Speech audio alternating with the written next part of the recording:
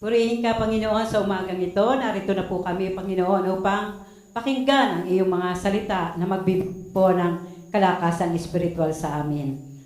Bigyan mo po kami ng bukas na pandinig na maunawaan po namin kung ano yung nais mong iparating sa amin.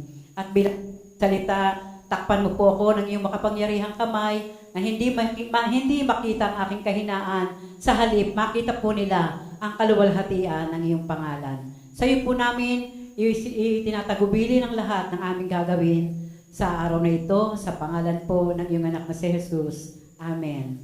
Praise God. Sa palakpak, Panginoon! Amen!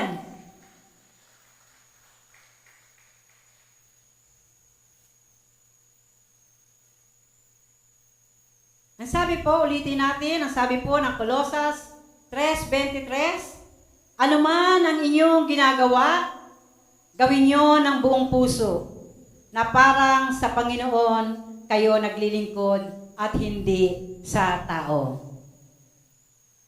Ganda ng Ganda ng talata. Noong likhain ng Diyos ang lahat ng bagay sa mundong ito, ang sabi ng banal na kasulatan, ang Diyos ay nasiyahan. Nung nilikha niya ang lahat ng bagay, nasiyahan ang ating Panginoon. Ang sabi sa Genesis 1:28, doon sa ibaba, ang sabi niya doon sa mga tao, bibigyan ko kayo ng kapangyarihan sa mga isda. Mga isda sa tubig, sa mga ibon, sa himpapawid, at sa lahat ng mga hayop na nasa ibabaw ng lupa. Ganyan tayo kamahal ng Panginoon. Yan yung mga pagkalikha niya sa tao, pagkalikha niya ng lahat ng bagay. Ito yung ibinigay niyang kapangyarihan sa tao na mamahala kung ano man yung mga bagay na nilikha niya sa lupang ito. Pangalawa, sabi niya rito, ibibigay ko rin sa inyo ang lahat ng uri ng mga halaman. Teka po, nagkamali po. Bibigyan ko kayo ng kapangyarihan sa mga isda sa tubig, sa mga ibon sa himpapawid, at sa lahat ng mga hayop na nasa ibabaw ng lupa. Kumpleto. Kumpleto, Ricardo, isda, ibon, mga hayop, mga halaman na para sa pagkain ng tao. Pangalawa, ibibigay ko rin sa inyo ang lahat ng uri ng mga halaman, nagkakabinhi at bungang kahoy bilang pagkain ninyo. Binigyan niya ang tao ng kakayahan, mamahala sa mga isda, kaya meron tayong tinatawag na fisherman, mga mangingisda. Amen po ba? Dahil binigyan niya ang tao ng kapangyarihang mamahala sa isda, ito yung tinatawag nating mga taong mangingisda. Binigyan ng Diyos ang tao ng kakayahang mamahala sa mga ibon sa himpapawid. Pasensya na po kayo, minsan nabubulol. Kakayahang mamahala sa mga ibon sa himpapawid at mga hayop dito sa lupa. Kaya niya binigyan ng tao ng kapangyarihan na mamahala sa mga ibon at sa mga hayop upang ito ay kanilang paramihin, upang ito ay kanilang pangalagaan. Pangalagaan, paramihin, para din po sa kapakanan nating lahat. Meron tayong pagkain. Binigyan ng Diyos ang tao ng kakayahang magtanim ng mga halamang tumutubo at sila naman yung tinatawag nating mga magsasaka. Meron tayong mga mangingisda, meron tayong tinatawag na magsasaka, at meron tayong tinatawag na tagapangalaga sa mga ibon, sa mga hayop, upang sila po ay lumawak at dumami. At ginagawa nila ang mga bagay na ito, ang mangingisda, ang magsasaka, yung mga tagapag-alaga ng mga hayop, ginagawa nila ito na bukal sa kanilang mga puso. Meron silang pagsisikap na gawin yung mga bagay na ipinagkatiwala ng Diyos sa kanila. Kuha po natin, mga kapatid. Lahat ng tao ay binigyan ng kahusayan. Sabihin mo sa katabi mo, mahusay ka. Magaling ka. Lahat po tayo. Wala po rito sa atin na hindi magsasabi na wala akong alam. Lahat po ng tao ay binigyan ng kahusayan o kagalingan. Tandaan po natin yan. At ang lahat ng kahusayan ay upang gawin ang ipinagtiwalang gawain sa mundong ito na ating tinitirhan. Ang lahat ng ating ginagawa ay bahagi ng paglilingkod natin sa Panginoon. Sabihin mo sa katabi mo, ay, sister, brother, lahat pala ng ginagawa mo ay para sa Panginoon. Lahat ng ating ginagawa ay bahagi ng paglilingkod natin sa Diyos na buhay.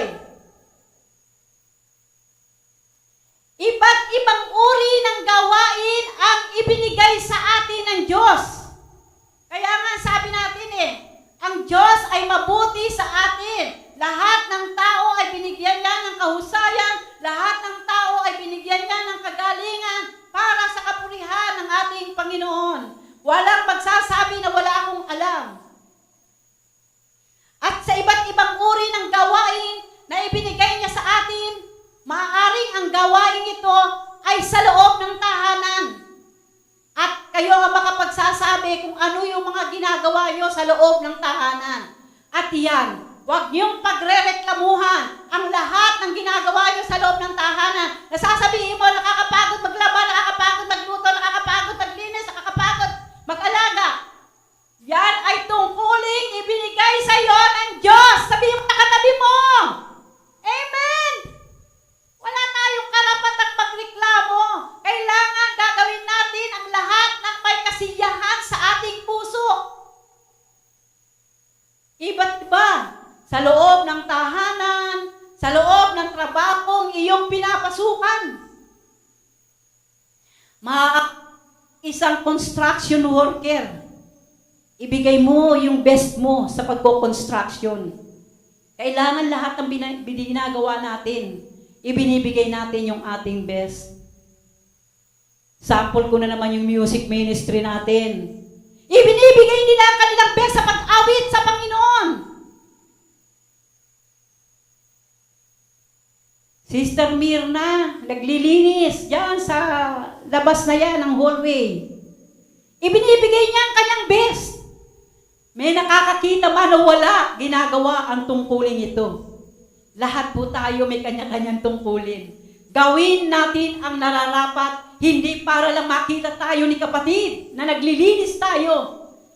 Wala man sila o nandyan man, gawin natin ang karapat-dapat. Maaring ikaw ay isang driver. Gawin mo yung karapat-dapat bilang isang driver ka. Maaring ikaw ay isang office worker. Nasa office work ka. Ibigay mo yung pinakamainam at pinakamagaling. Gawain sa loob ng tahanan, gawain sa hanap buhay, gawain higit sa lahat sa gawain ng Panginoon. Palakpakan natin ang Panginoon muna. Palakpak sa Panginoon! Dahil ang gawain ng Panginoon ang isyang pinakamagandang tungkuling ibinigay sa atin sa lupang ito. Gawain sa simbahang iyong pinaglilingkuran, ano ang gawain ibinigay sa iyo ng Diyos? Simbahang ito na iyong pinaglilingkuran. Tayo lamang po ang makasasagot nito. Hindi ko kayo pwedeng hatulan, o ikaw wala kang ginagawa. Hindi ko kayo pwedeng sabihin na ano. Dahil yan po ay labag sa kautusan ng Diyos. Diba? Sabi nga ng patotoo ni Nanay Edith kanina, ang Diyos ay nakatingin sa atin. Nakikita ang lahat ng ating ginagawa. Ano ang gawain ibinigay sa iyo ng Diyos? Sa simbahang ito na iyong pinaglilingkuran. Tayo lamang mga kapatid, ngayon, tayo lang ang makakasagot. Ngayon, magdiriwang tayo ng 62nd anniversary. Kinakailangan po natin ngayon sa panahon na ito ang pagtutulong-tulong. Kinakailangan po natin sa ngayon ang pagdadamayan, pagmamalasakitan. Kinakailangan maglalagay tayo ng magandang dekorasyon dyan. Kinakailangan maglalagay tayo ng magandang kortina dyan. Kinakailangan malinis ang lahat ng paligid. At hindi ito pwedeng gawin ng isa lang. Amen! Kinakailangan natin na magsama-sama tayo, magtulong-tulong tayo para sa ikagaganda ng gawain ng ating Panginoon. Kung ano man ang gawain kay sayo, gawin natin ito ng bukal sa puso. Na hindi tayo magrereklamo. At katulad ng sinasabi ng salita ng Panginoon, gumawa ka, may nakakakita man o wala. Tandaan natin na may Diyos na nakatingin sa lahat ng ating ginagawa, kaya ibigay natin ang pinakamabuti, ibigay natin ang pinakamagaling na paglilingkod sa ating Panginoon. At isa sa mahalagang halimbawa ng pinakamabuting paglilingkod na mayroon tayo. Mayroon ka, mayroon ako. Ito yung isa pinakamabuti ay ang pagtutulungan. Pagtutulungan na magkakasama. Di ba mayroong kanta niya sa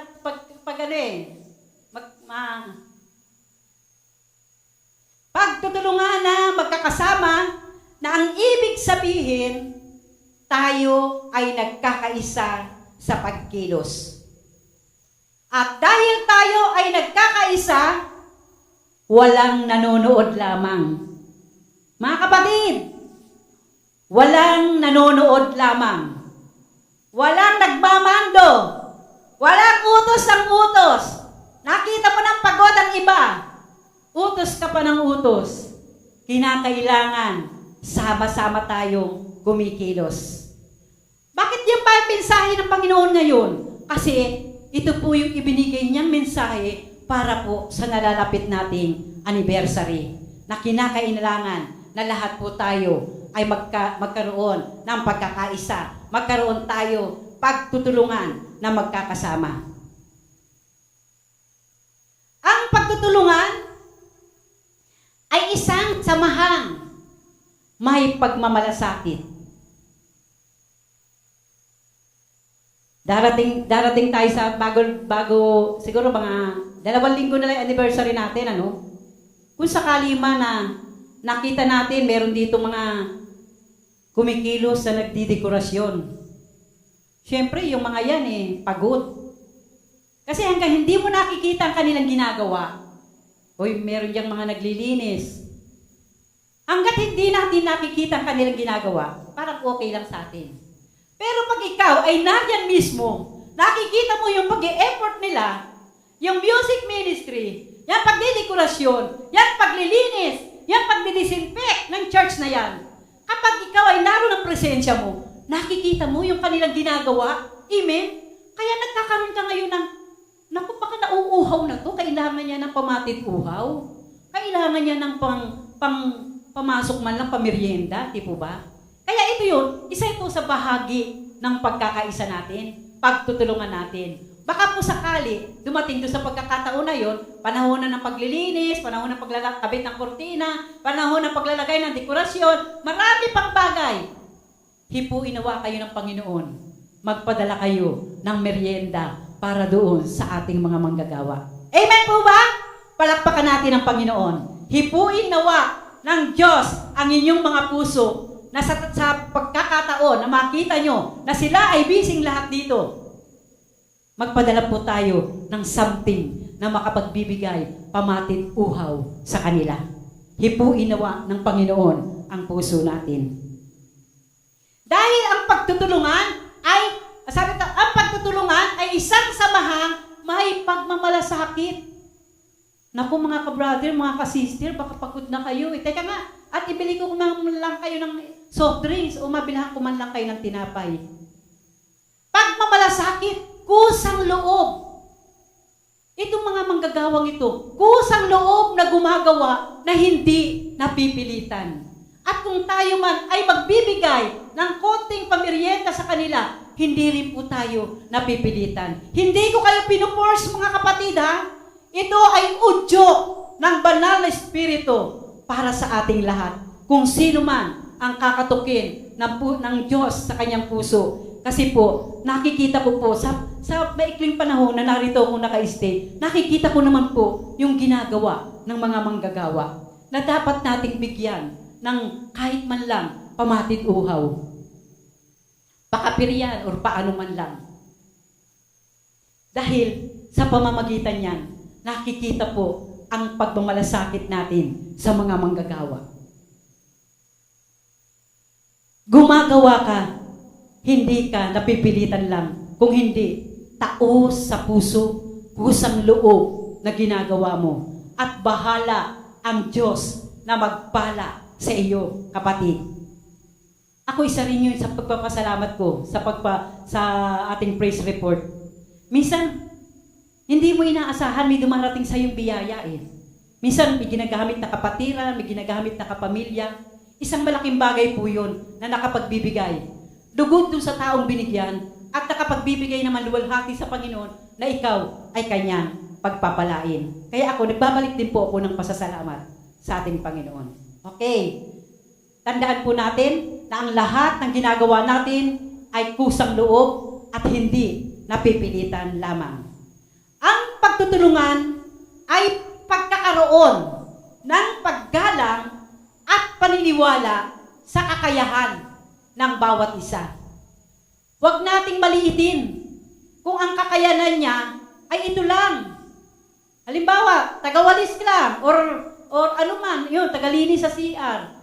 Tapos yung mga kasama natin talagang nasa high profile sila, mga talagang mga umaawit yan sa Panginoon, nag-ano talaga. Ibig sabihin, huwag nating mamaliitin. Kasi sabi nito, kailangan ang bawat isa sa atin ay mayroong paggalang sa isa't isa. Ang pagtutulungan ay pagkakaroon ng paggalang at pagkakaroon ng patniwala. Kaya mo yan, kapatid. Amen? Kaya mo yan. Isang tapik sa balikat. Kaya mo. Kahit sa pagsubok sa buhay. Kaya mo. Salamat, kapatid, sa ginagawa mo. Isang paggalat yun. Pagbibigay respeto mo sa kanya. Na ikaw ay naniniwala na ang kakayahan niya ay nakapagbibigay tulong sa ating mga ginagawa. Kaya nga, sa pagtutulungan, kung kaya ang mabigat na gawain ay gumagaan. Kahit ano pang bigat ng mga gawain ito, sabi ko nga sa inyo, maglilinis dyan, magkakabit ng kortina, maglalagay ng dekorasyon, maglilinis sa buong paligid. Kung titignan natin, parang napakabigat, di po ba? Pero dahil sa pagtutulungan, gumagaan po ang lahat ng bagay. Kahit mabigat na gawain, gumagaan dahil sa pagtutulungan. Parang ganun din yan sa loob ng bahay eh. Hindi pwedeng gawin ni nanay lahat-lahat. Kailangan si anak marunong magligpit ng higaan. Huwag nang iasa sa nanay. Kailangan si anak marunong maghugas ng pinggan. Hindi na iaasa sa nanay. Amen? Dahil ang ginagawa ni nanay, namamalengke, naglalaba, nagluluto, di ba? Parang ganun din yan. Ngayon, naiibsa ng pagod ni nanay, dahil kasi gumaan. Ay, nakaligpit na pala yung higaan sa kwarto. Ay, nahugasan na pala yung mga pinggan natin. Ay, di ba? Isang katuwaan yun ng nanay. Kaya ganun din po sa gawain ng Panginoon. Ang mabigat na gawain sa isang church ay gumagaan dahil sa pagtutulungan ng mga anak ng Diyos. Amen! Kaya ang sabi, yung mabigat na gawain ay gumagaan dahil sa pagkakaisa. At yan ay isang lamang halimbawa ng kagalingang ibinigay sa atin ng Diyos sa bawat isa sa atin. At ang lahat ng ginagawa natin dito sa lupang ito, sa loob ng iyong tahanan, sa loob ng iyong trabaho, at sa loob ng simbahan mong pinaglilingkuran, ang Diyos ang ating at siya yung nabibigyan natin ng kapurihan. At lagi nating itanim sa isip natin na hindi ang tao ang pinaglilingkuran natin sa lupang ito. Ang pinaglilingkuran natin, walang iba kung hindi ang ating Panginoon. Ang paglilingkod natin ay hindi upang purihin tayo ng tao. Tandaan po natin yan. Hindi upang purihin ka, hindi. Ang paglilingkod mo ay dahil tapat ka sa Panginoon. Ay, gagawin ko to. Maglilinis ako, lahat, basta lahat gagawin ko ayon sa kakayanan ko. Para purihin ako ng aking mga kapatiran. Mali po tayo doon, mga kapatid. Ang paglilingkod natin, una sa Panginoon, ay hindi para purihin tayo. Kung hindi, ang paglilingkod natin, dahil ikaw ay tapat sa Panginoon, dahil ikaw ay may takot sa Panginoon, gagawin ko po ang lahat ng bagay na ito, Lord, alang-alang sa iyo. Hindi ko po ito gagawin dahil sa aking kapwa. Gagawin ko po ito para sa kapurihan ng ngalan. Masarap marinig na tayo ay pinupuri. Amen? Masarap. Ang galing mo. Oh, halimbawa, naging top notcher ka sa iyong paaralan. Pinuri ka. Ang sarap. Ang sarap marinig ang mga kapurihan. Ang sarap marinig ang parangal ng tao. Kaya lang, may danger po ito, mga kapatid. Ito po minsan, nagdadala na sa ating pagyayabang. Totoo po? Kapag ang pagpuri ng tao ay lagi mong inaasahan, minsan nagdadala na po ito sa kayabangan. Ay, kung hindi dahil sa akin nakapasa ka kaya? Kung hindi dahil sa akin, narating mo kaya yung pangarap mo? Kung hindi dahil sa akin, kung hindi dahil sa akin, kung hindi dahil sa akin. Kasi, minsan po tayo bilang tao, ganyan tayo, naghahanap tayo ng papuri ng ating kapwa. Kaya nga sabi, ang sarap marinig ng papuri. Pero may danger din po pala ito, kaya kailangan minsan magkaroon po talaga tayo ng pusong mapagpakumbaba. Kapag pinupuri tayo ng ating kapwa, sabihin natin, papuri sa Diyos, kasi sa Kanya lahat ng galing ito. Kaya kung dumating man sa iyo na ikaw ay pinuri sa mabuti mong gawa, pinuri ka sa mabuti mong gawa, mabuting pag-apit, magandang pangangaral, isa lang po yung pangangaral, pinuri ka, ang ganda ng mensahe mo, huwag kang magyabang, kapatid, purihin ang Panginoon, sapagkat kung hindi dahil sa Panginoon, hindi maihahayag ang magandang mensahe na nais niyang iparating sa atin. Kaya pag pinuri ka, ang ganda ng kanta mo, nakapagbibigay lugod, sabihin mo, kapatid, papuri sa Panginoon. Puro papuri sa Panginoon ang sasabihin natin. At sa mga iba pang bagay. Sapagkat hindi natin magagawa ang lahat ng ito kung hindi dahil sa Panginoon. Mga kapatid, lahat ng ginagawa nyo ngayon sa oras na ito, sa inyong tahanan, sa inyong trabaho, sa iyong paaralan, at sa marami pang bagay, at dumarating ka dun sa punto ng pagpupuri ng iyong kapwa, huwag tayong magkaroon ng pagtataas, ng pagyayabang. Sapagkat ang lahat ng ginagawa natin ay bigay lamang ng ating Panginoon. Magagawa natin ang lahat hindi natin magagawa ang lahat ng ito kung hindi dahil sa Panginoon. Sabi nga ng awitin, magagawa natin ang lahat ng bagay, ang lahat ng bagay sa mundo, isang bagay ang di magagawa, hindi magagawang nag-iisa. Malulutas natin ang mga problema kung tayo'y magkakaisa. Ang suliranin dagling mapaparan kung may bagong buhay. Nagagawa natin dahil tayo ay merong bagong buhay na ibinigay ng Diyos. Pero kung wala kang bagong buhay at ikaw ay naroon sa gawain ng sanlibutan, hindi mo magagawang makipag-isa sa paglilingkod sa Panginoon. Kaya mapalad ang bawat isang nakakilala sa Panginoon, mapalad ang mga taong may takot sa Diyos, sapagkat ginagawa nila ng bukal sa puso, taos sa puso ang kanilang paglilingkod. Paglilingkod sa pamilya, paglilingkod sa tahanan, paglilingkod sa trabaho, paglilingkod sa paaralan, at higit sa lahat ang paglilingkod sa gawain ng Panginoon. Nawa po, ang mensaheng ito ay nagbigay po sa atin ng magandang payo sa ating lahat. Nawa po, lumabas tayo na dala-dala po natin ang pagpapalang espiritual galing sa ating Panginoon. Magandang umaga po sa ating lahat.